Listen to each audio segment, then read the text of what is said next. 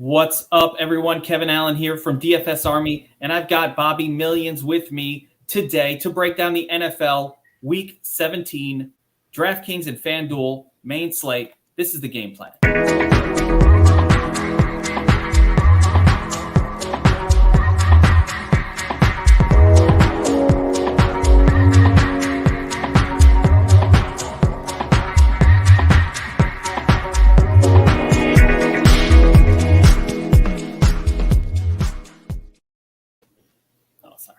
Here we are. We are back. All right.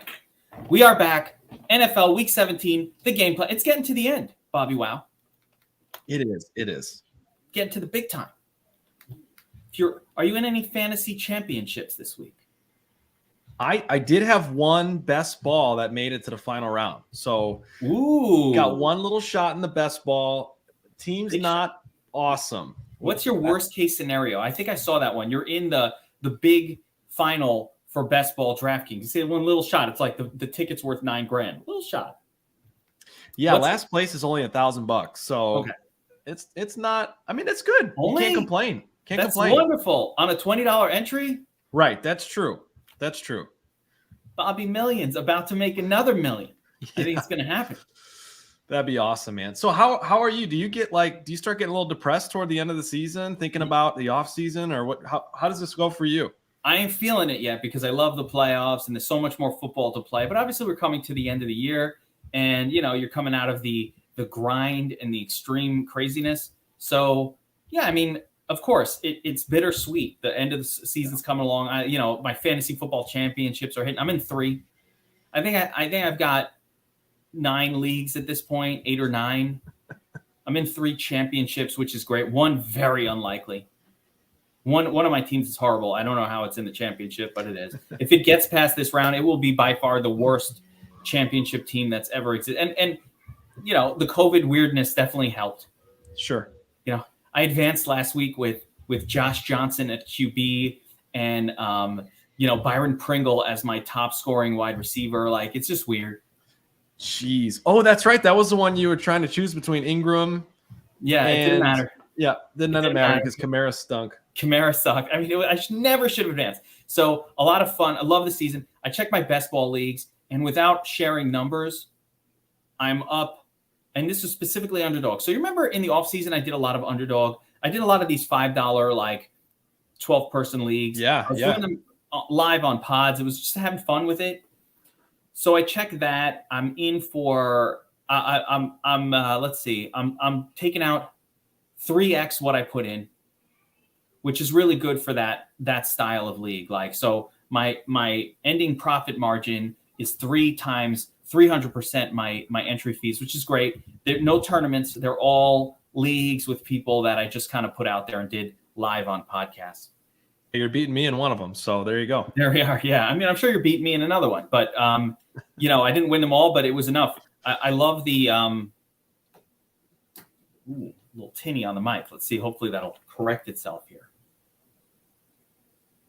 Trevor's saying, but what's up, everyone? So anyway, let me explain what we do here on the game plan. We're going to go game by game with a quick breakdown of each game for the NFL Week 17 main slate. But before we get into the heart of it, we pick out this week is a core 3 of games. 3 games that stand out above the rest in terms of DFS excitement.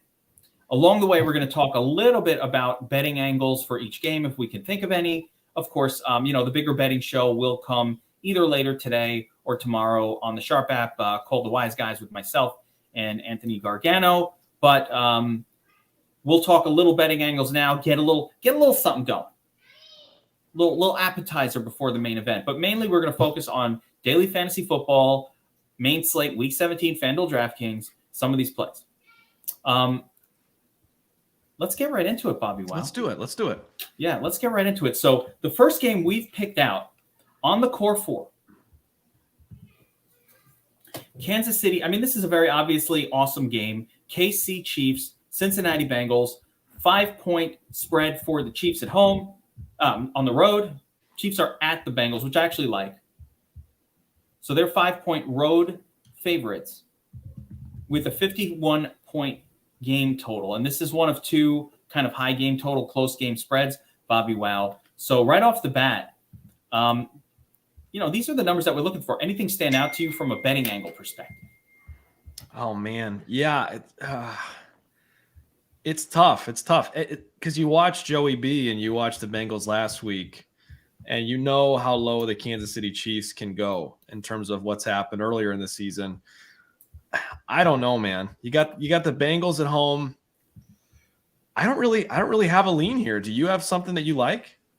Yeah, I mean, I haven't seen where the Bengals, where the Chiefs have been that great at covering the spread overall. So, the flip side of it is, the Bengals, after that euphoric ass whipping that they put out last week, I think that normally I would want to be off a team after a game like that. Like my sensibility is I want to be off a team after a game like that because the field will overestimate how good they are, right? So, but then again, I don't know if they're doing that because, +5, it didn't seem that bad at home for the Bengals in this spot. So I'm going to lean that way. I don't have to go to the Sharp app and check the betting handles and see what the public is doing before I can make a final determination on that. But I'm leaning. I like it. Yeah, my first lean is probably the Bengals just because, I could see them winning a game like this too. And, if they're going to get 5 points, why not? But as far as DFS angles, this is everything this game. This game stands out above and beyond. And I want to talk about something that happened last week. Tyreek Hill came back off the COVID list. And so, and this is a mea culpa, Bobby Well. I was very excited to play Tyreek Hill. I figured no Travis Kelce, no one else to really throw to. I was really excited. I was all in on Tyreek Hill. Like, I loved him. Thought he was one of the best plays of the week. Obviously, he was a massive dud. And I learned a pretty important lesson from it. And, we're not always going to be correct. And we're in unprecedented times. And the lesson I learned is you cannot play these guys coming off of COVID. And so right off the bat, I'm just kind of going to bring that point out there. You cannot, these guys, like we're not doctors. You might be a doctor. Are you a doctor? No. I'm not. Nope. I'm not a doctor. I'm not a doctor, right? We're living in a weird time where there's an illness going around that's like affecting everything around us. And so with football, here I am thinking, hey, they got back, they're over it in a week, they come back, they're fine, right? I mean, that was kind of my thought. That was my thought. And Dan saying Waddle, so this is a good point as well. So where do you do your cutoff between players coming back from COVID and how much they're going to be able to play? Yeah, I think that's interesting because we know Waddle was activated a week before the game. That's what I'm saying. Yeah, I think there's some clear delineation there. I kind of have the same feeling this week about Travis Kelce as I did Waddle. It sounded like he would have been ready had he tested negative last Sunday. Ended up not testing negative. He was cleared, I want to say yesterday or the day before. So he's got, 5 or 6 days as well to prepare and get back into a rhythm. So I think you're right, though. We've seen it not just with Tyreek Hill. We've seen it with plenty of other people before Tyreek. And it showed. Did he even play like the second half at all? He did. He played. He said he was exhausted. He was out there. They just weren't throwing to him. He wasn't a big part of the plan. And he was clearly diminished. So I think, and to your point, Dan, as well, I think we have to look at the COVID stuff and say, hey, if you're cleared like on Monday and you have the full week to prepare, then we can give you, let's say, a notch significantly higher. I think if somebody's cleared on Friday for the Sunday games, you have to avoid at all costs. And so that's kind of like, I think you can play someone who's cleared and practice the whole week, but proceed with caution a little bit. Because we're not finding out. They're not telling us like, oh, he feels exhausted. They don't say it. So we don't know. That's one of the, and there's no Q tag that's going along with it. Like, this is unprecedented. So, So just like, and I'm gonna agree to your point. I think with Kelce, he's already clear on Monday. He was cleared, or Tuesday, whenever he's practiced the whole week. Actually, did he practice Wednesday? I think so. So you can give him a little bit more props, but I think the best play is Tyreek Hill, full week off of the recovery. But then again, what if, like he said, he was quote unquote exhausted? What if that's lingering for him? He's one of those lingerers. Yeah, I think it could be. I think it's certainly a proceed with caution situation at best. Yeah. I mean, we don't know. It's one of these things. I don't have a way of predicting it. We don't have a way of really having knowledge to it. It's, it's health and it's unprecedented. But we'll pay attention to reports. But normally, of course, we'd want to load up on Kelsey and Tyreek, or one of those two, with Mahomes in this spot. Those are the only two. I think on the Bengals side, it's the same. We know who their quote-unquote stars are, who their best players are. You mix in, of course, it's always solid. And, Chase, Higgins, and Boyd. And it's usually going to be, if you're playing Burrow, it's going to be two pass catchers for me. I don't know about you, Bobby. Wow, I always play Burrow with two. He's that guy. Two, but including Mixon for me. I would include him in that category. Yeah, see, I think Mixon and Burrow should be avoided as a pairing at all. Really? Yeah. Wow. Okay, interesting. Yeah, I don't feel the same way on that one, but I see why you would say it. Yeah, going totally different with it. I would avoid it at all costs because I think Mixon is just leverage, perfect leverage off of Burrow. So then you're saying, then you're including CJ Uzomah and you're with two. Oh, yeah. Okay. Yeah. Mixon is a good play. So he's a good play most weeks. Like, he's had, I think he was entered the nuts for the sixth time this season out of, 16 weeks. And it's really good. But, when he misses, it's usually because, they're mixing in Samaje Perine. They're not, they have these games where he doesn't smash, whatever. So, but I think when like last week, Mixon had let's see what Mixon did. He had a really good game. He was a beast. Last week it worked with the pairing, but that was a very unprecedented game. Burrow's going, just styling. They were just literally getting Burrow more yards because at some point he was breaking records. And so hey, and he throws one deep bomb to Mixon, which made a big difference. They never do that. So, Burrow puts up 41 last week. Mixon, a big chunk of his. I want to say it was like almost 30, right? Mixon. Yeah, but remember, a big chunk of that came on that one reception for like 60 yards right at the end of the game. It did, but they're throwing to him near the end zone. That's the only reason I said it. That touchdown didn't come on that last play, his receiving touchdown. He got elevated targets last week, but I mean, my goodness. That was a 1 week thing, and Samaje did not play. So, Samaje barely got any touch. I don't know what happened last week. But it's not how they've played it every week. So all I'm saying, I don't think you can count on that. We haven't seen evidence that they're going to keep doing that. I agree on that. Yep, I think you're right with that. Yeah, it's so for me, I just rather use him as the leverage off. You just don't need it. You don't need it. Like last week, if you played Burrow with two of his guys, you won the tournament. And without Mixon. With Mixon help, but I need it as leverage. So I probably won't mix those two. Anything of interest with the Kansas City side in terms of the Byron? Can we go right back to Byron Pringle? Is he now a safe enough bet? He's up to 4K on DraftKings. Geek, I don't know that I could ever call any of those guys safe. I know Pringle's been the best. And it's only Pringle for me. It's been pretty clear. But all three of those guys, I still can't call them safe. I don't. That's fair. But I will say that I can call two of them very unsafe. Hardman at this point, it's not good. And he could catch a touchdown deep pass, but he's just every opportunity he doesn't do it. Hardman's the only other guy I would consider. And it's because, and you're right, but it's because he is on the field. He's getting targets, he's running routes. He's had some big play opportunities where Mahomes has missed him these last couple weeks. And it seems like he's fallen back into favor with Andy Reid a little bit as of late. So I'm not saying he's even as safe as Pringle, but I don't mind getting some shares of Hardman as well this week. I think he's going to have a big game at some point here, and maybe even on Sunday. I'd put him as less good than Pringle in my mind because he's just he had it this last week. There was no one else there to throw to. Still only 5 targets. They just will not throw to him. He's an MME guy. If you're building, 10% of your lineups with Patty Mahomes, I'd have him in a couple of those. I'm definitely not hand pulling the trigger on.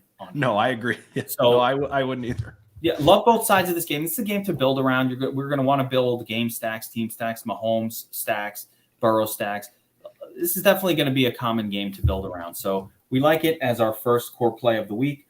Second up is I think I like it more.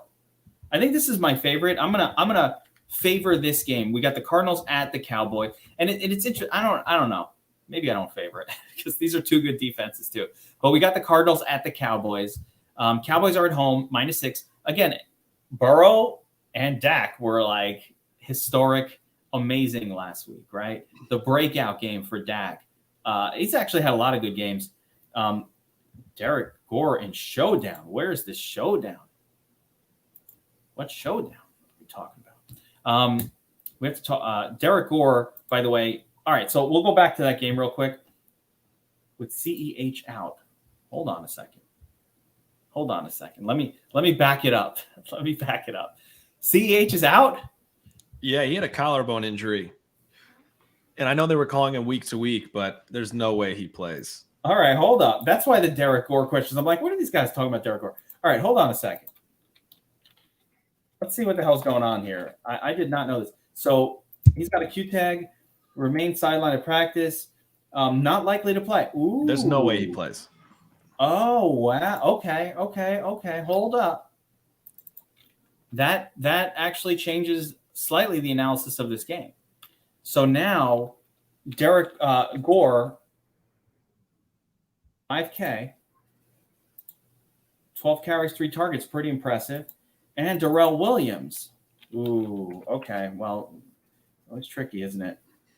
Darrell Williams, who's been, I don't know what to do with this spot, Bobby. Wow. Yeah, I much prefer Williams. Obviously, I think, the Chiefs trust him. He's going to be the workhorse. I know Gore got some run last game, but Darrell Williams is a very, very good play on the main slate and on the showdown. I think he's firmly in play across the board. 5,800 compared to Gore at 5,000. I mean, that's not even that much of a difference. Gore, they like to use Gore as like the grinder. Yeah. With Darrell Williams getting a little bit more of that passing game, pass protection kind of job. Yep. So, yeah, I think you have to favor Darrell as being the better play. But Gore, when they're playing from ahead, so I think Gore is going to be a little bit game flow. If they're playing from ahead and protecting a lead, I think you'll see more Gore out there, especially late. Whereas Darrell Williams is more likely in the competitive environment, going to be on the field a little bit more. It's tricky. I don't know if I love either of them. Yeah, you could get some Gore in showdown, but if we're talking about main slate only, I have zero interest in Gore on the main slate. I'm just fascinated that Hunter's playing like non-island game showdowns. I never play those. That's what happens when you don't have a Thursday game. You do some crazy things. Yeah, like we're talking about a showdown on the main slate. Like who has time for that? But I like it. More showdown guy. I don't think I like either of these guys as main slate people. I'll have a little Darrell main slate, but I agree. Not much at all. Yeah, it makes sense.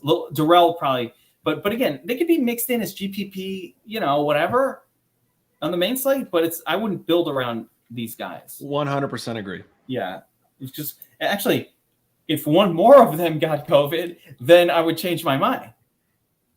Sorry, is that morbid? Like if one more of them out, if there's just one, then yes. But with two, I think we're still dealing with the same kind of split that makes me rarely be super interested in the running game from Kansas City anyway. All right, so that cleared that up. I'm like, why is everybody asking about Gore? I couldn't understand. One question, Geek, before we move on. I know we got to move on, but who's your wide receiver play from the Bengals? If you're playing one wide receiver, who is it? It's probably Higgins over Chase at this point.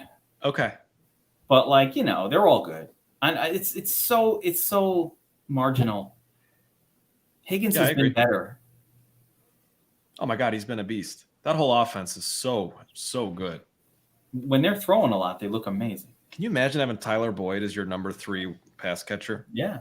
And Tyler Boyd's a quality player too, and he'll pop off on occasion. But again, the thing working against the trio is that there's 3 of them. It's similar to Dallas. Like with 3, you just never can really count on a floor. They're all 3 max GPP guys for me because you can never count on a target floor for any of them. That's why Chase only gets 8 targets. Like, so true. Chase on another team, he could get 14 targets a game. Like, Chase is not, I don't think like Waddle is a better wide receiver than Chase, for example, but Waddle's going to do better DFS purposes most weeks because he's getting 14 targets. He's the offense. It revolves around him. Yeah. So you never know. Is player better? I don't know. And I don't care. I know one guy has more opportunities, and opportunity is king in DFS. Yep. All right. So let's talk about Arizona against the Cowboys here. Second game in the core 3. We're only doing 3 cores today. Both of these defenses are really good, Bobby. Wow. Both of them. We know that Dallas has an elite. Dallas has been good. We cannot rip. They've been a good by every metric. They're good. They're good. Every metric. They have one elite cornerback on the Cowboys, and that's a great matchup tool when they go up against teams with an elite wide receiver that they could shut down Terry McLaurin style. Or, we've seen it time and time again. Cardinals don't have an elite wide receiver. They just mix it up. So I think that negates a little bit of what the best part of Dallas's defense is, which is essentially their elite cornerback. And their rush, which has looked really good, the pass rush. Yeah. So I'm not as sold as you, Geek. I'm really not on the defenses. Man. He's good. No. I think Diggs is good. I do. Okay. I do. I'm not questioning Diggs, but the defenses as a whole, I don't even know when the last time the Cowboys were tested by a good offense. I think this week will be very telling for them. And I would say the flip side is Arizona has been shooting itself in the foot week after. They have not looked like a good offense. Yes, that's true too. So we might not get the test. And this is what I'm saying. There is I have some play to the under concerns about this game. Interesting. Just because, hey, listen, everybody's going to be on it. So we gotta consider both sides. And Dak was amazing last week. He was historic. One of his best games, not his best game ever, but definitely his best game of this season. And he was styling out there, was doing like Burrow. Burrow was out there by the end, just having fun. Like, hey, let's pad the stats. I love it. Where was that all year? Like, it took to week 16 to have a couple games like that. It was crazy. But, Dak was historic in the sense of this year just being amazing last week. He finally put it all together. The Cowboys team put it all together. And what I like about the Cowboys is their passing offense, their rushing offense. It's not as demanding of the football, let's put it, as it had been in the past. Even last week, Zeke got a couple of touchdowns, but if you look at the total production from Elliott, and he had a good game, but it's not like they're giving him volume. I mean, 9, he gets the touchdown, he catches a touchdown, gets the 17. This guy got 9 carries and 1 target. It was, let's call it in a 56-14 absolute destruction where you would think the running back would get more run. He didn't. So I think that's a good point. It's obvious that the Cowboys are resting Zeke until the playoffs. He's not getting a full workload, and he doesn't have to with Tony Pollard there and the way they're throwing the ball. So I agree. I love that there's a concentration of the offense in the passing game. I think that's a big deal. Really good. Yeah, and it wasn't like Dak. So really, really good for Dak. And somebody keeps asking, do we load up on Dak this week? Yes, we load up on Dak this week. Yes, Rohi, we definitely do. So it does feel like a load up on Dak week. I think you can go right back to his regular weapons. And again, Dak is always with 2, and you just got to hope you get lucky on the 2 that you pick. I don't think there's any real – what can we say? That, Arizona does have they have decent group of – they don't have shutdown cornerback play where I need to worry about any one of them. I think it's Lamb, it's Cooper, and it's Gallup, and it's Schultz, and it's 2 of those guys that are going to get there. They don't have that. They've got Budda Baker, which he might be one of my favorite defensive players ever. But they are doing well in terms of allowing pass yarding during the games. They're like a top 5 or 10 defense when it comes to pass yardage allowed. So they're doing okay in the secondary. Again, Arizona, a good defense overall. But I don't think there's nothing for me that stands out about them that says like, oh, you can't throw to the WR1. Right. Yeah. No stay away. Yeah, exactly. Yeah. There's nothing about their defense that tells me, oh, we need to focus on, the slot guy, CeeDee Lamb, or we need to focus on the tight end. It's just, Dallas is going to move the football how they want. They have their same 4 elite pass catchers that they always have. And good chance that 2 of them, if Dak is popping off to win you a tournament, then there's a really good chance that 2 of those guys are having great games. Which 2? Good luck picking. So and Dalton Schultz better be part of your rotation there if you're playing Dak. Yeah, I mean, Arizona has been particularly susceptible. Let's see where Schultz is salaried here. Actually, no, second against the tight end. So, it's not like he's so involved, though. I'm not worried about it. He got hurt last week, but his numbers were huge still. Yeah, I mean, this stuff, though, I don't like chasing it. It feels a little chasey. 2 weeks in a row? Yeah, I mean, it's 2 in a row. It's 2 in a row. I'm just saying. No, I'm not saying go crazy. I agree. I think you put it in. You got to put him in. To me, he's one of the 4. Like I said, he's just one of the 4. Yeah. I'm mixing him up. It's going to be hard. It's just one of the 4. That's how we're going to do it. I agree. And he does. He spreads the love. So it might sound crazy. I love the other side of the ball. People are sleeping on Kyler Murray, and I think it's a mistake. I know he struggled. I love the Cardinals in this game for DFS purposes. I love the Cardinals with the 6 points for betting purposes. I love it. I'm all over this. So I think I'm hoping he comes in as low owned. I think people are a little bit off him because he has struggled a little bit. But this is a really good football team, even without DeAndre Hopkins. And I think this is a get-right matchup for him. So I'm coming right back to Kyler here. I'm taking the 6 points. I actually have Cardinals money line in one of my bets. So that's where I'm at on this game. There it is. I love it. The pizza bet on the Cardinals money line. I love it. Now, what I wrote in my notes, and I did do I've started my notes for the week and my cheat sheet. What I wrote about Kyler is, he was like as bad as you could be last week. That the whole Cardinals offense was as mistake riddled as you could ever hope for them to be. Just so many fuck ups, the safety, a lot of things just going wrong. And with all of that, he had fumbles, multiple fumbles. With all of that, he still put up 22 fantasy points. Like, imagine if he's having a good game. And that's how I wrote it up. Like, imagine if Kyler Murray doesn't have a bad game. If he's putting up 21, 22 in like a disaster game for his team, and that's a lot of what it was. What happens if he doesn't have a bad game?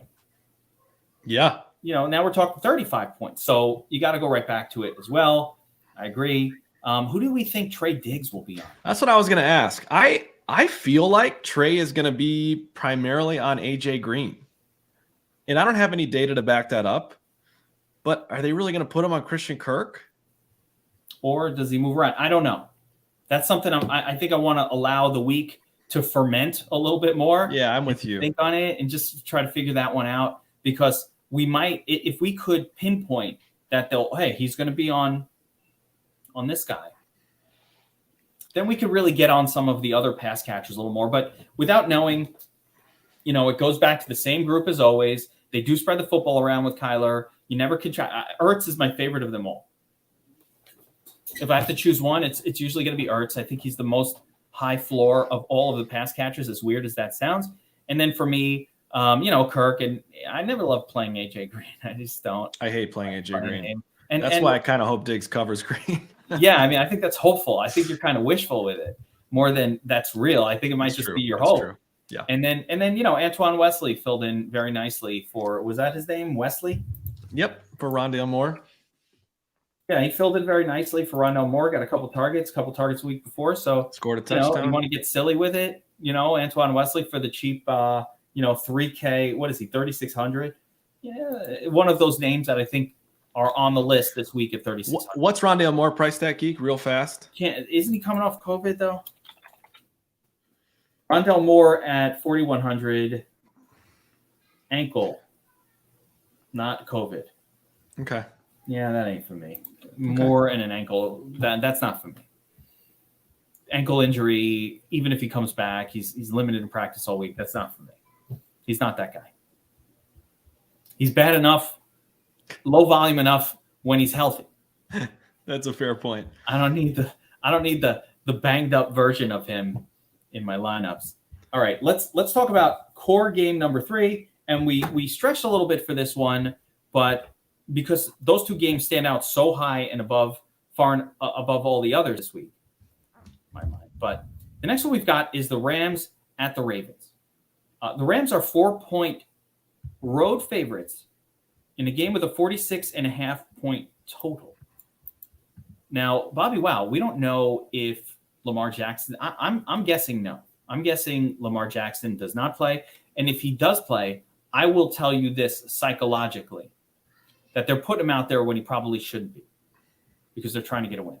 Yep. They've lost. They've had a bunch of heartbreaking losses. They want the win. They need it. There's, playoffs are in jeopardy. I actually should have looked up the playoff implications for some of these games, but the playoffs are in jeopardy for the Ravens. They're in trouble. They need the win. They absolutely need to win this game. I think they from a betting angle, I think you always take the team that needs to win, especially at home. I would go with the Ravens, even if it's Huntley out there, just to figure out a way. Yeah. Betting angle. Yeah, I'm interested to see if the line moves if Lamar's ruled out. If it moved, I would like it obviously more. Even more. I don't think I would actually like the game less if Lamar plays. I don't like pocket passer Lamar Jackson at all as a quarterback. I don't like that version. When you see him standing there in the pocket, they tell him don't run. You got ankle problems. That is not a good version of Lamar that I want to ever. I would not consider rostering him. Agreed. So as of now, though, if you had to make a call, you're taking the 4 points in the Ravens. Yes. Yeah. I'm with you all the way. Just because they're at home and they need to win bad, and the Rams aren't in the same position. They've shown us they can play well without Lamar Jackson. They've competed in every game that he's missed. I thought Huntley is just as good. I mean, not just as good, but I don't think they lost that much going. He should have beaten the Packers if that 2-point conversion doesn't get messed up. They don't call the stupid 2-point conversion and just kick the damn field goal. Give me my OT and let me win some DFS tournaments. Like, why? What? I can't win a tournament? I have to come in 4th? It's bullshit. Go to OT. Twice you did it to me. Twice. Brutal. So, obviously the Rams are an exciting offense to target players from. We love Cooper Kupp. I like Sony Michel here very much. No Darrell Henderson. I'm not worried about Cam Akers at all. Not in the slightest. Sony Michel, full workload. But the Ravens are a team that funnels to the pass. So, fine by me. Cooper Kupp and to Odell, let's fucking go. What do you say? Love me some Odell Beckham this week. I think he has his best week of the season, catches 2 touchdowns. Wow. Any particular reason? Just feeling it? I don't know. It just feels like he's finding his way in that offense a little bit. Seems like he's being targeted more and more in the end zone. They're drawing up plays for him. I don't know if you saw the play last week where he was just wide open. It was awesome. I think he continues to find the end zone. So what are your thoughts on Marlon Humphrey? No, he's been out. He's out. Humphrey's out still? Yeah. Done for the season. Yeah. IR. No way. Yeah. No Humphrey. Oh, that's heartbreaking. Yeah. Unless Kupp can run. So Kupp can run free. I must be thinking of somebody else then. Yeah. So Kupp can run free all over this IR defense. Unless he's returning. Yeah. No, he's been out. He's done. Yeah. So I'm like, what? You're throwing me off. Like what? Because this pass defense is atrocious. It wouldn't have been Humphrey in the game would have been better for Odell because they would have put Humphrey on Cooper Kupp most That's likely. what I was saying. Yeah, it would have been helpful, but that's not the case here. So they'll be able to throw. They're going to throw to Cooper Kupp. Cooper Kupp's going to do his thing. He does his thing every week. And I don't see him changing that. But you're right. Odell is there is a guy that they want to get going constantly. They show it. So, I love it. I like the call a lot. On the flip side, I'm assuming Huntley is the quarterback. Let's assume that. Yep. One negative is the price of Andrews at this point has been elevated to almost unplayable levels. But I will remind you that under a Huntley quarterback regime, they also threw to Marquise de Brown 14 times that 1 week. So it's not like Marquise Brown was ignored. Brown fully healthy right now, no injury designation, 14 targets. He didn't do that much the last couple of weeks with the targets, and this was Josh Johnson, so it's irrelevant. But 14 targets from Huntley. They threw to him a lot. And if you're going to, let's see, we're going up against, actually, no. So let's bring it around. We're up against the Rams. The Ramsey. Rams have Jalen Ramsey. Ramsey probably going to shadow Marquise Brown, probably, which actually would. And they awoke this beast last week. Yeah, that actually. Rashad Bateman. Yeah, I mean, that would probably, and he had a nice little game, but had a nice little game actually also under Huntley. No, which was a Huntley game, week 15. Not a great game against Huntley too. But if Ramsey's going to be on Brown for most of the game, and Keg keeps giving me a hard time telling me Ramsey doesn't shadow anymore. But I don't believe it. It felt like he shadowed DK Metcalf at least. He most certainly did. He shadows when there's no one else to cover. He'll move around a little bit, but he's on one guy. So assuming Ramsey will be on Brown for most of the game, it really does elevate the opportunities for Andrews and probably Bateman too. But Andrews the best, but I don't know if we can afford Andrews at 7,400. So we'll see how it goes this week, because that's a hefty price tag, but that would be the guy. That would be the guy. All right. I don't play running backs from the Ravens, so I do like the quarterback Huntley if he gets the start. So it'd be Huntley, probably Andrews, probably a little Bateman, probably avoiding Marquise Brown because of the Ramsey factor. That's how I treat that side of it. And for the other side of the game, of course, it's just Stafford, Sony Michel, not together, Stafford or Sony Michel, and then Kupp, OBJ, and Van Jefferson. And I don't even like Sony in this game. It's not a good passing attack for me. You're right. It's not a good matchup. Baltimore run defense is elite. It's where they're better. They're really good against the run, really bad against the pass. But I don't care. You give me a running back getting all the touches for a team, I'm interested. Even if I don't think he's the best running back play, which I don't. 5,800 too. That's pretty cheap. Yeah, okay. He's not priced high. You got to have interest in him. Forget the matchup. Forget all that. It's just it's the opportunity that you can't ignore. So, all right. With the core games out of the way, let's talk about some of the other games. And we start at the top because there's no and Sony, yes, he can catch passes. He'll catch some passes. He does it all. He's perfectly well-rounded.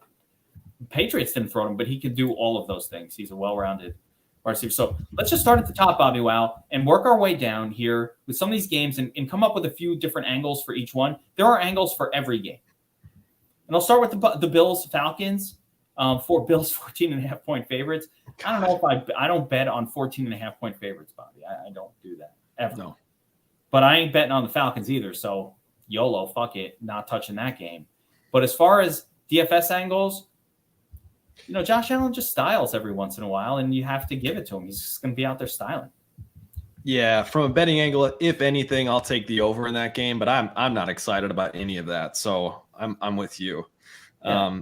Devin Singletary is interesting to me. I think he's just an intriguing GPP option. He's involved as a pass catcher and a running back, so they're not afraid to utilize him, especially if this ends up being a blowout. He's going to get some extra run. Everyone loves Cordell Patterson. I don't like him here at all. $6,900. I'll pass on him. Losing effort. Cordell, by the way, awesome guy and everything, but as far as like when your team's down 14. Patterson's fine as like a wide receiver hybrid, but no, maybe a little Kyle Pitts. They're going to be throwing a lot. Yeah, I could see that. Yeah, and Singletary has been doing fine the last couple weeks, but he's not getting. You can't.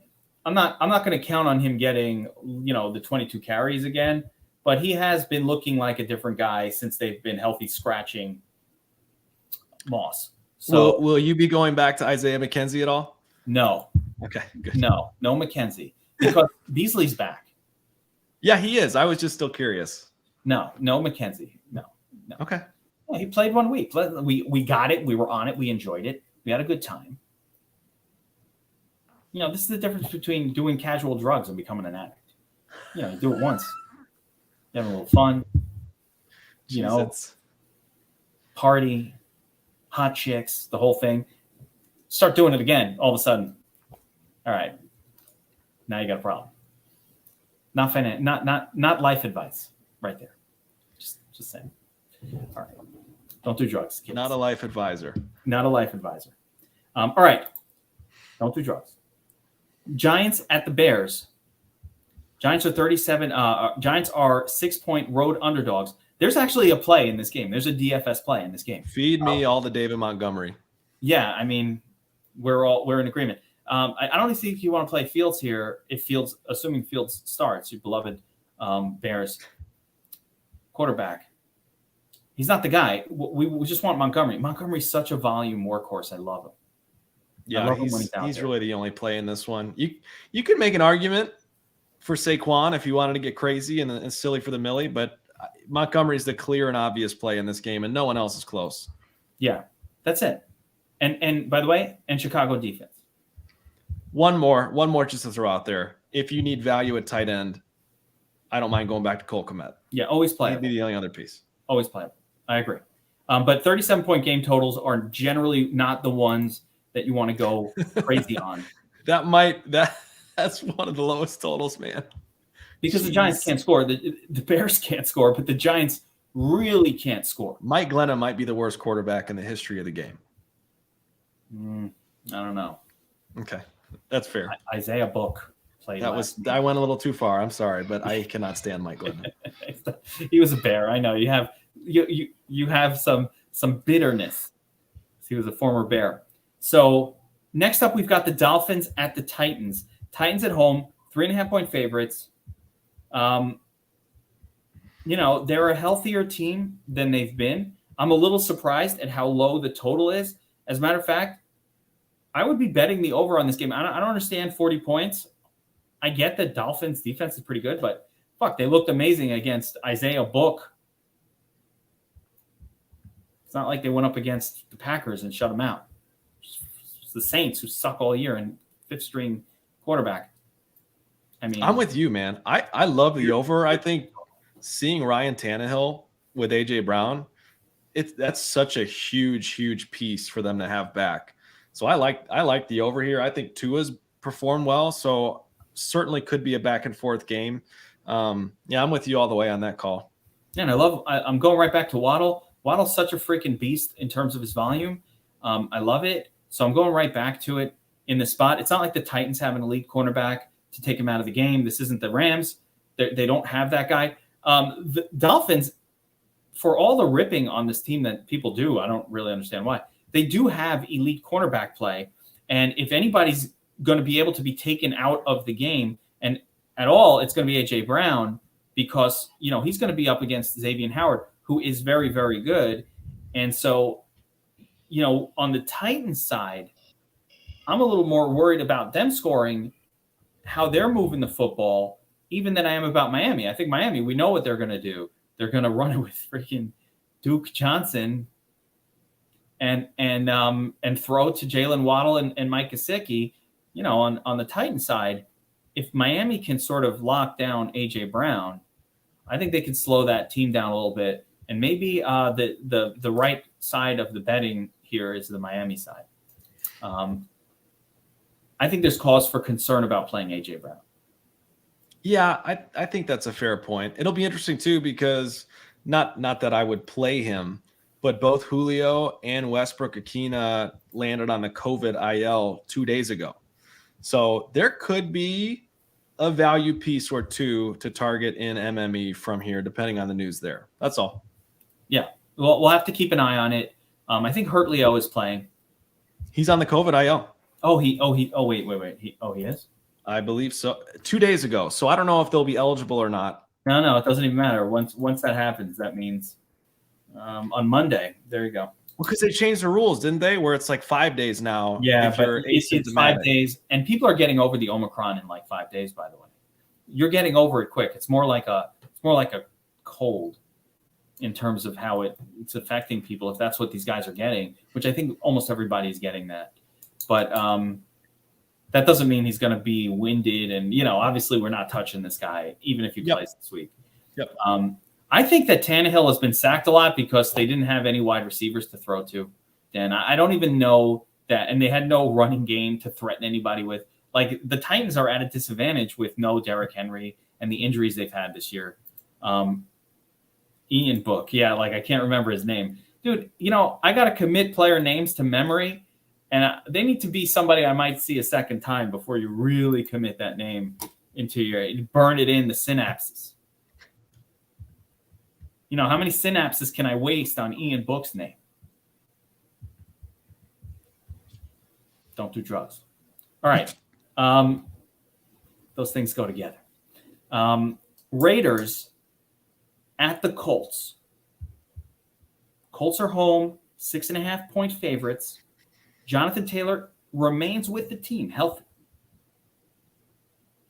Maybe they'll get some of their offensive linemen back from the COVID list this week. Again, people coming off the list, blah, blah, blah. We talk about it again and again and again. Always a little sketchy. But they'll probably get some offensive linemen back. Raiders, not that good of a team so far, second half of the season. Any betting angles here that interest you, Bobby Wow? This is mostly a stay away for me. It's tough because the Raiders without Darren Waller, I mean, that's just such an important piece for them, and they've done nothing since he's been out. So I don't know. Anything for you? Not on the betting side. I like the, I think there's DFS angles here that we could take a look at. Of course, Jonathan Taylor is very much in play. Carson Wentz might be out this week. Might be, maybe will he, won't he? Don't know. It's like a rom-com. If Carson Wentz is out, I'm quite interested in the Raiders and betting on the Raiders because whatever the hell the backup guy's name is, again, synapses. Sam Ellinger. Is his name Eskridge? Sam Ellinger. Ellinger. There you go. Like, I get it. I remember watching him in the preseason. But, it doesn't make sense to me that the Colts should be favored if Sam Ellinger is the quarterback. So if Sam Ellinger is at the helm, I actually would like to bet on the Raiders. And, of course, I trust nothing that the Colts will do with Sam Ellinger. We saw how poorly the New Orleans offense operated with like a backup quarterback in there that's not like a brand name backup or somebody who's competent. I don't know. Yeah, I mean, Hunter's saying he runs a lot. And I remember it from the preseason. I remember that. Is that good for – I mean, are we playing Sam Ellinger as a running backup quarterback? I'm not playing him. I think they're going to feed Taylor the ball even more than they do now if Ellinger plays. And then the problem is, Geek, that might be all they have to do against this Raiders team. Like, it's not like they're going to be forced to throw the football a ton with Sam Ellinger and keep the ball in his hands. They only need Jonathan Taylor to pound the ball against this Raiders defense. So I don't like it. You would think so. I don't know. If he's cheap enough, I'll have to consider it. I'll consult with my college football guru, Season Long Says, a little more about Ellinger here. But I mean, he's a college hero, Sammy Ellinger. Maybe he is the guy. Maybe it's another Huntley situation where we can actually jump on someone. But again, the Huntley difference was, it's not like the Ravens have a running back at all, whereas the Colts have Jonathan Taylor. But you would think that the Raiders would key in on Taylor. Not that that's worked more often than not. You can't really stop him anyway, but you would think they would key in on Taylor. Yeah, one other super, super fast thing to note, in case Wentz does play, he looks like he's going to have all his wide receivers back, including Paris Campbell. So healthy receiving core. I know you don't really care about it, but yeah, just an interesting note. Paris Hurdleton. Jesus. He'll make it 2 games at most. Might be all they need. He's Kevin White part 2. Impossible to stay healthy for more than a game or two. All right. Hurdleton. Jaguars at the Patriots. Cruising for a bruising is what's going on here. I mean, 16-point. I don't bet 16-point favorites, but I don't bet Jaguars either. To be clear on that. I'm just going to say this, like, oh my goodness, Damian Snacks Harris, Ramondre's back. We could have a game where both of those guys put up massive numbers. Patriots defense all day. You play Ramondre? I'm not touching Ramondre. He was on the COVID list, and Snacks had such an awesome week last week. So if I'm running with anyone from this team, it's Damian Harris. Yeah, I not much more to say. I mean, like, yeah, Damian Harris is in play. 5,600. Does he catch passes? No. Has it mattered that much this year? The thing about the Patriots is they don't really throw for touchdowns. They give them to Harris, right? Because they got the rookie, and they don't have the type of wide receivers that catch touchdowns. So there it is. Following up on the Arizona, Kirk runs most of his rounds as a flanker. I mean, do we know for sure that Diggs will only be on the outside, or do they move him around and follow someone? That's the real question. But I think wishful thinking would be that. Some good insight. Yeah, I think it's wishful thinking a little bit, but it works out to the benefit. If it does go that way and you get kind of Christian Kirk, maybe you get the Christian Kirk pop game. I like it. And yes, I mean, this is, yeah.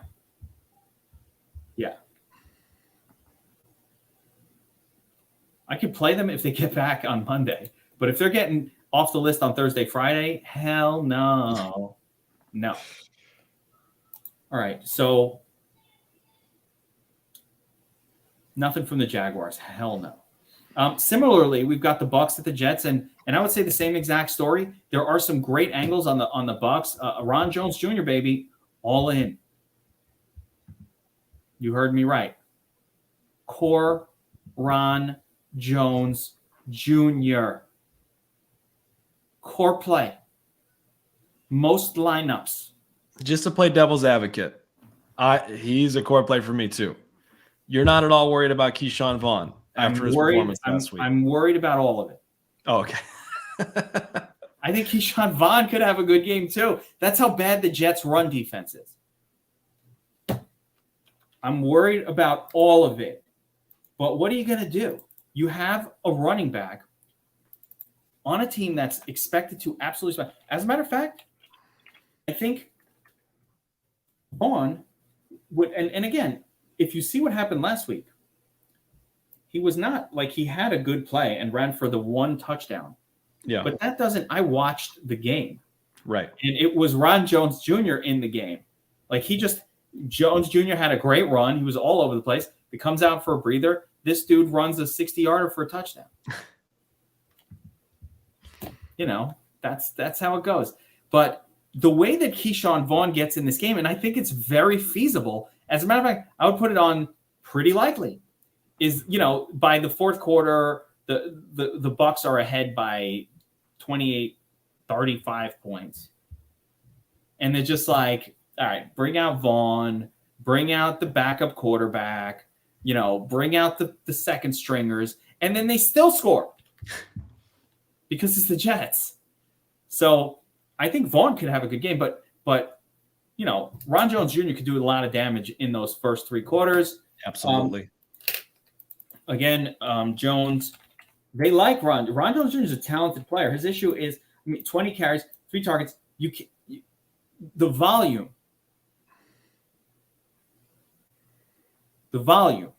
What's frustrating for me is that Tom Brady refuses to run the ball inside the 10-yard line. He's always throwing the football inside the 10. Drives me crazy. I just want to address this, Sean. I'll take a look at this because I will tell you, Sean, that our projection model is not accounting for coming off of COVID. Like it normally would not. No projection model has that built into it. But like for yes, it makes sense to like maybe not force those guys into every fucking lineup because they're clearly failing. So that's something to take a look at. And I like that you mentioned it here. Just came to show with Casey Hayward out for Las Vegas. Is Pittman a good play on the sneak? Yeah, I mean, again, let's see who the quarterback is for the Colts. But sure, I mean, I think Pittman is fine anyway. I don't really think Casey Hayward is like that shutdown anyway. But I think, if he's out, then sure, it helps Pittman. But we got to see who the quarterback is. What hurts Pittman is Jonathan Taylor just eating all the work. Yeah. Like I think Hunter, it has to be a manual. I don't know how you build it in, but it was like we could build in a manual like coming off like 20%, 15% reduction in expectation because that's what we've been seeing. But you have to time the COVID because, again, Waddle last week was amazing. He came off on Monday. Hill came off on like Saturday for a Sunday game, and it was a disaster. So I think that timing of it is important. Where were we? Rams, Ravens.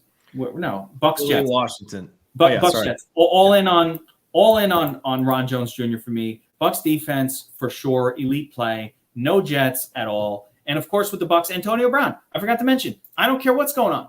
As long as there's no Godwin, as long as there's no Evans. And I don't know. Evans might be back, maybe. But as long as they're diminished, Antonio Brown still elite play, period. Dalvin did come back and explode, but was that off of COVID or was that off of an injury? Dalvin hasn't been back from COVID yet. That was his shoulder. He came back from an injury, not from COVID. We're referring very specifically, Damon, to guys who are coming off the COVID list.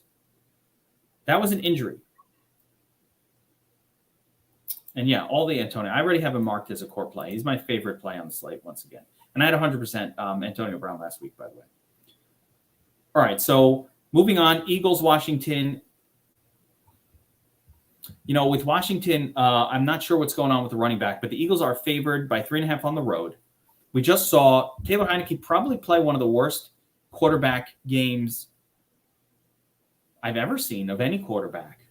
Not just him, but like I would throw in Lawrence and all the other terrible quarterback performances and Wilson. That was like one of the worst performances I've ever seen. So bad. And he has no excuse. I don't know what his excuse was. Why all of a sudden, like this guy has now been starting for a while. Maybe Dallas is good. I'm telling you, but Dallas defense. Don't sleep on it. He made this guy horrible. I like Philly minus 3.5. That's one of my favorite bets. I like the Eagles as well. I think Washington more so without potentially Antonio Gibson, who has been floundering, did not practice today from what I saw. I don't think he practiced. He did not. So he's questioned. We got a hip issue. New problem, not the foot. Something else popped up. And that's a lot of injuries for your starting running back. No J.D. McKissick. No real backup to Antonio Gibson, really. No. Jared Patterson.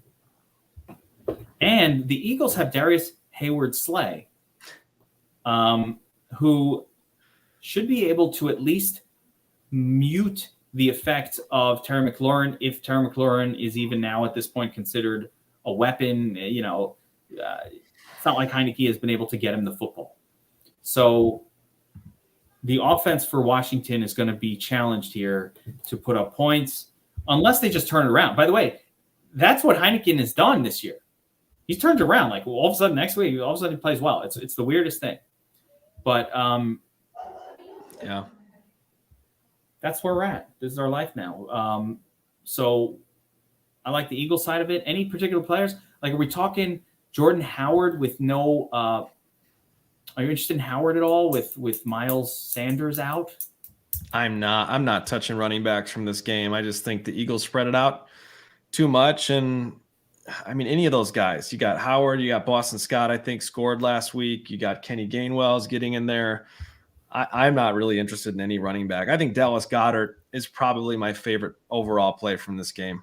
Yeah, I don't dislike it. And Jalen Hurts, I think you could play him every week. I like Jalen Hurts in competitive games. I didn't like him last week. I didn't think the game was going to be competitive. I don't know what did he end up doing last week. I know he wasn't in the nuts, so that was good.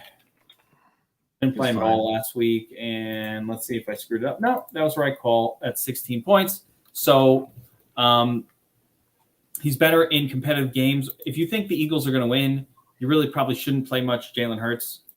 I don't hate Howard as much maybe as you do, but the Q tag has me concerned. He's also banged up a little bit. If he was out and it was only Boston Scott, I would have some Boston Scott interest. But I think he's going to still split with Scott, which is not my cup of tea. Yep. Nothing from Washington. Even Gibson. Gibson, I would play him in this game if he was healthy. Yeah, I don't like him at all. If he's healthy, I don't mind him. But he's not. So it's irrelevant. He's not. All right. So Ravens, we already covered. Broncos, Chargers. Broncos are on the road, 6.5-point favorites against sorry. Broncos are on the road against the Chargers. Chargers are favored by 6.5. Game total is 45.5 points. And I got to tell you something, Bobby. Wow, I don't like Broncos games for DFS purposes almost at all. They haven't led to high-scoring outcomes. Broncos play a brand of defense that has been pretty good. But, I mean, do you have interest in the Chargers offense? I'm definitely not playing anybody from the Broncos. But what about the Chargers side? Are you interested in anything there? Actually, you know what? Let me take that back a second. Chargers run defense is so bad that maybe Williams and Gordon as GPP only plays. Yeah, I don't know, man. I wish one of those guys would be ruled out because the other one would be the smash play. I mean, it would be a lock button. It's hard for me to get there when they're both healthy. I know they've gotten there. I know they've done it before, but the ceiling is too much. It's too capped to me. Yeah, as road underdogs, it's not the best spot. Although again, Chargers defense, woof, so bad. God. Rex Burkhead puts up a 30 banger on you. Really? Embarrassing. I think the one interesting thing to note about this game is Austin Eckler is coming off the COVID list, and he was very, very, very open about his struggles with being sick. So that is an avoid spot for me. Easy avoid. And by the way, that's money. Because I just looked at rankings. So I look at what I call the donkey rankings. I look at the season long guys, the pundits, just to get an idea. I don't like to call it that, but just get an idea of what the donkeys are doing. And they have Austin Eckler ranked as RB2 this week overall. Oh, jeez. Yes. And that's fine. I mean, if we're not really accounting for other factors, we just look at this matchup and we say, okay, he's Austin Eckler. He's great. We love him as a top guy. And we're not accounting for anything else. Yeah, that makes sense. But coming off the COVID, a guy who complained about a tough bout with COVID, that's a big hell no. You cannot expect volume there. So I love that call, Bobby. Wow. It's not like they're playing the Jets. I mean, the Broncos, they've been pretty stingy against the run. Yeah.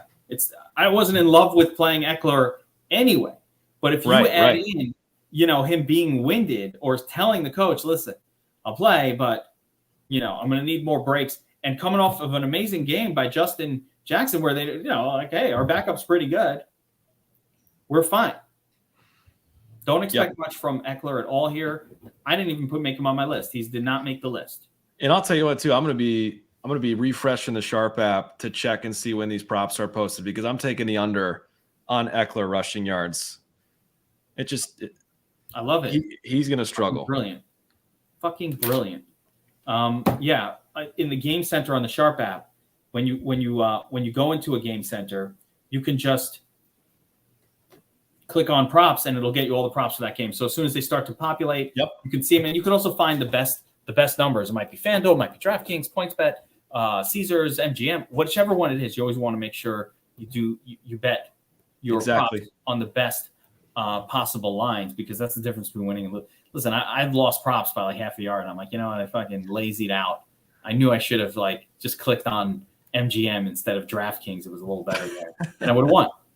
And it's like, don't be lazy about it. You got to check and get the best props. It makes all the difference in the world, your profitability. Yeah, this is a rough debate, right? You know, Eckler or Jackson in your championship final. That sucks. That's a hard choice to make. And look, I think we need to acknowledge that Eckler could have a good game. He's awesome, Eckler. But at the end of the day, this is a stand that we're willing to take. Eckler has a cost in DFS. Like, it's not just you're playing Eckler. You're playing Eckler at the expense of being able to play Cooper Kupp. Like, you know, I would still play Eckler. Oh, in that fantasy line. Yes, absolutely. In season long, I would still play Eckler. So, where were we? Texans, 49. I like this game. I think this game has more potential to be competitive. So, straight off the bat, I would bet, the Texans are road 12.5-point underdogs at San Francisco. San Francisco starting Trey Lance, most likely. Yep. I like the Texans to cover the spread. They haven't played that bad. Davis Mills has been competent more so at home. I don't really count on it on the road, but he's been competent enough at quarterback at home. They have Brandon Cooks back coming off the COVID, but he's off early.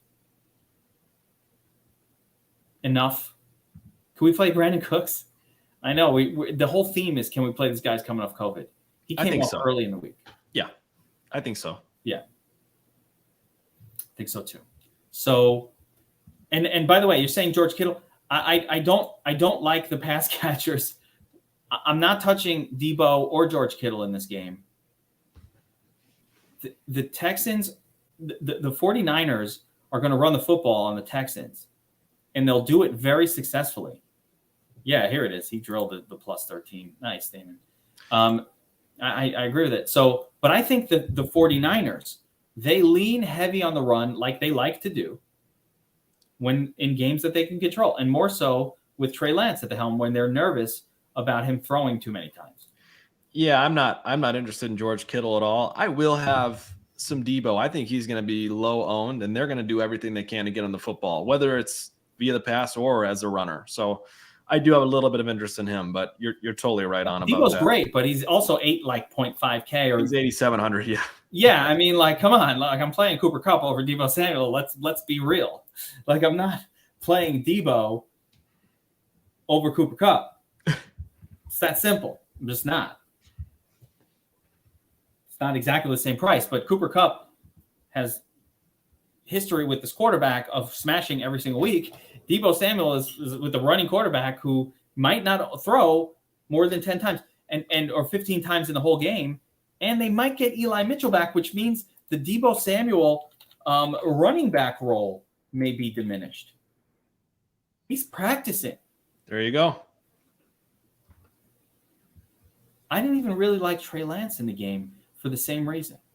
Because the 49ers, if they can control the game, they will run the football. They'll bring in, by the way, it doesn't have to be just Eli. Now we've seen Wilson Jr., which is why you can't play either of these guys.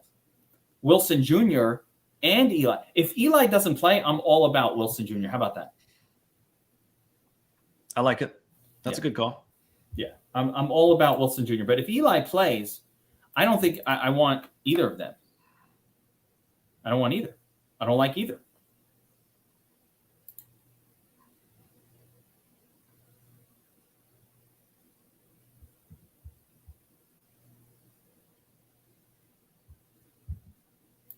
I feel like I don't understand this question. We do the Players Club on Saturday, VIP only, which is really where we're going to dive in a little bit more like the showdown rather than the game-by-game breakdowns. But yeah, if you're a DFS Army subscriber, you get the Players Club every Saturday. It's everybody's favorite thing to do, but it's VIP only. And yeah, we get in, we build lineups together, we do the whole thing. So hopefully you're a member of DFS Army and you get access to the Players Club every Saturday, VIP. You know how we do. If you're not, you can get signed up right now with promo code New Year's. You get 50% off your first month. It's a special promo for the year end. Love it. Anyway, Yeah. The other, I think okay. So he's referring to, yes, we have the shark, the Shark Tank, Shark Autopsy, the Millie Maker breakdown that Burns does every single week. He has an overview of what's won Millie Makers and tournaments. So yeah, of course we cover all of that as well. Shark Chronicles. Okay.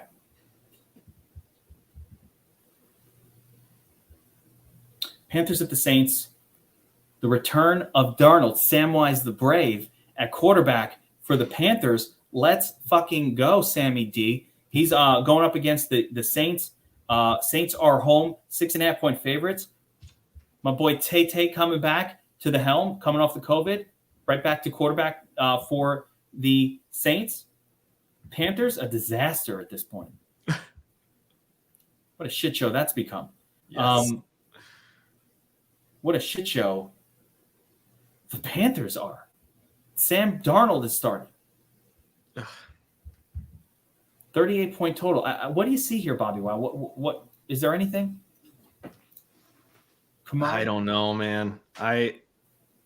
Part of me feels like the under. I know it's such a low total already, but if I were to bet something, which again, I'm probably not betting this game, I think I like the under. Even the under on a 38-point total. Listen, I know, it's gross. The only angle that I can think of, and there is one angle, is that when Darnold was the starter for the Panthers, and I ain't playing no fucking Darnold here, but they are in a dome. It's a controlled environment. When Darnold was the starter, he threw to Moore incessantly.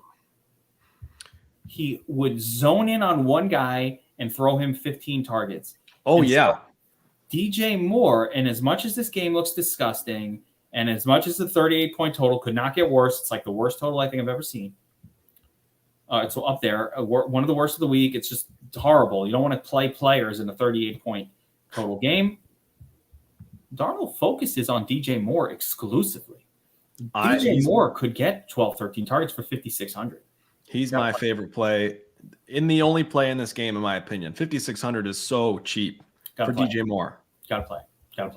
I don't like Kamara. He's splitting with Mark Ingram. He's splitting with Taysom Hill taking his own. So it doesn't really work for me to pay all the way up for Kamara in that spot. It's DJ Moore. He's the play of this game. Sorry. And a good play. I think he's a good play. I will say that my boy DFS Up North is DMing me to mention that he is a big fan of Carolina defense. I'm not sure I agree. That's why I like the under. I think these defenses are going to just shut each other down. They're going to shut the other team down. Yeah. Lions at Seahawks. Seahawks -7. I have a play in this game. A couple plays. I want to hear it. I'm excited because I don't. Why not? Why not? It's one of the highest totals on the slate, 42.5. There's a couple plays. First of all, no one likes to talk about Rashad Penny. Okay. I love Rashad Penny. There we in are. Real life. Bring you around. What's wrong with Rashad Penny in this game? He's getting the lead back role finally for the Seahawks. Seahawks like to lean on the run. That's what they like to do. What's wrong with that? I think Rashad Penny's definitely playable. They're mixing in Alex Con. Alex Con sucks. Yeah. He sucks. So they have to give it to Penny because Alex Collins is visibly horrible. He's visibly horrible. And then on the flip side, the Lions get back DeAndre Swift. They have Amon-Ra St. Brown, breakout superstar wide receiver, Amon-Ra St. Brown. So there's a couple of pieces. And with Seattle, it looks like DK Metcalf remains all banged up, which means Tyler Lockett's going to be in play. I think there are playable players in this game.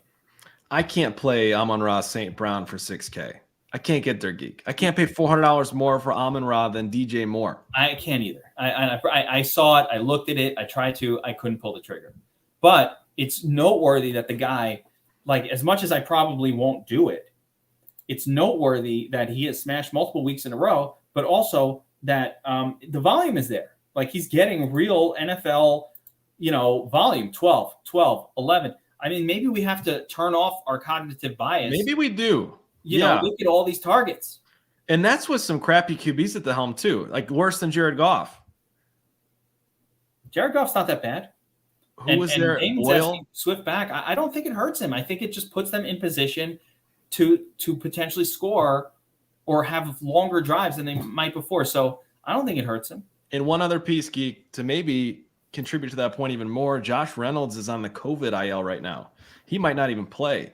Not that he's like demanding the football, but No, but he's the other guy. He's the only I don't other know wide if Hunter was talking about Craig Reynolds here or Probably. Josh, but Craig, no, Swift is back. And Williams is there too. So I 0 Reynolds for me. Yeah. I don't even love Swift, to be honest, coming off of whatever the fuck he's been off of for so long. I'm not playing Swift. I'm not playing Swift. Not coming off of a multi-week injury where he's like GPP only. Swift can get you 22 with 12 touches. He's like Cordero was earlier this year. Like, he'd get there, but I ain't doing it. Rashad Penny's the best play out of this entire stupid game. Yeah. And I'm in a row. And maybe Tyler Lockett.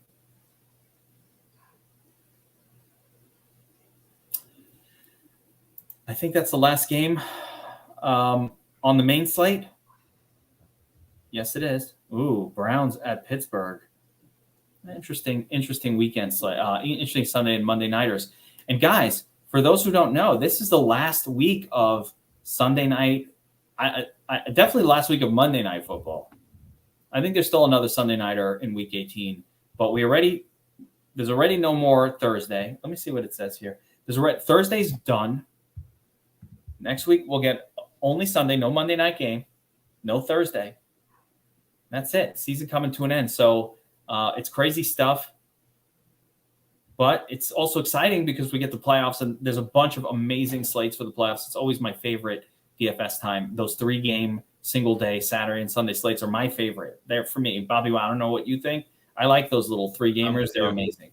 It's like a laboratory for ownership leverage and watching it play out in real time. There's no better time to get ownership leverage than on a 2 or 3 game slate. So I love those. And the teams do what you expect them to do in the playoffs, which is great. I'm going to say this. Good luck to everybody in their playoff championship week. Hopefully a lot of you guys got there. Remember, get signed up at the DFS Army. The code is still going for another day or two here until the end of until the new year. Promo code New Year, half off your first month or first week, whichever you do. Do it. Afterwards, it actually still locks in a 10% off going forward. So it's by far the best code we've ever given out at the DFS Army. And I will be back hopefully with Anthony Gargano tonight, maybe, or tomorrow, or at some point this weekend. We'll see when we can, or some point in the next couple of days, to do the Wise Guys, really just focus on betting for Sharp app. So we'll just get all the betting angles done. And, of course, Anthony's plays. He's always going to get amazing plays. He's been spectacular this year. Guy, it's like putting money in my pocket every single week. It's amazing. Such a beast. And, of course, for DFS Army VIPs, come back on Saturday for the Players Club. I'll be back again when we have all of the information that we need. Together, we'll make some lineups. We'll break down the slate again. We'll focus in on our actual lineup building strategies for the week. And for everybody else, good luck this week. We'll see you at the top of the leaderboards. Bobby, wow. Any final thoughts? No, I don't think so. I'm excited about this Sunday slate, though. Let's not overlook it. A lot of really, really fun games, especially compared to the last couple of weeks. And I think we're going to have a lot of success. So let's make it happen. Yeah, I think so too. I love it. We finally get most of the games on one slate, so we got a couple of real games that we can game stack. Yes, which is fun. yes. Finally, we can game stack a couple of games. That's great. So good luck this weekend, everybody. We'll see you next time. Deuces.